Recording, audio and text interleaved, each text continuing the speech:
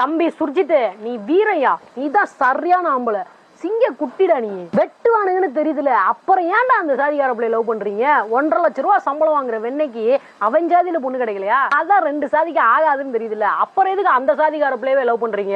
அடங்க மறு, அத்து மீறினா அப்புறம் வெட்டுதான் விழுகும். இது எல்லாமே கவின் படுகொலை செய்யப்பட்ட வீடியோல ஒவ்வொரு பேஜுக்கு கிளை வந்த கமெண்ட். இங்க சட்டமும் தண்டனையும் கடுமையானா குற்றங்கள் குறைக்கப்படும், அதுவும் சாதிய ரீதியான குற்றங்கள்லாம் குறைக்கப்படும் நினைக்கிறதெல்லாம் முட்டாள்தனத்தோட உச்சம். ஏன்னா இங்க கொலை செய்யப்பட்ட பையன் யூனிவர்சிட்டி கோல்டு மெடலிஸ்ட், மாசம் 1.5 லட்சம் ரூபா சம்பளம் வாங்குறான்றதெல்லாம் தாண்டி கொலை செஞ்ச பையன் ஒரு எஜுகேட்டடான ஆளு, முக்கியமா அத்லட். இன்னைக்கு இருக்கிற சோசியல் மீடியால ஆணவ படுகொலை செஞ்சா அது எல்லாராலையும் பரவலா பேசப்படும். சட்டம்னு ஒண்ணு இருக்கு, நம்மளுக்கு தண்டனை கிடைக்கும்னு தெரிஞ்சும் ஒரு 21 வயசு பையன் தன்னோட கெரியரே ஸ்பாயில் பண்ணிக்கிட்டாலும் பரவாயில்லன்னு சொல்லிட்டு ஆணவ படுகொலை செஞ்சதெல்லாம் சாதி வெறியோட உச்சம். பாதிக்கப்பட்டு இறந்து போன ஒரு பையனுக்கு காதல் பண்ணதுனால அவனுக்கு இந்த தண்டனை தான் கிடைக்கும்னு சோசியல் மீடியால இவ்வளவு தைரியமா கமெண்ட் பண்ற இத்தனை பேர் இருக்காங்கன்னா, இது இந்த ஆட்சின்னு இல்ல, எந்த ஆட்சி வந்தாலும்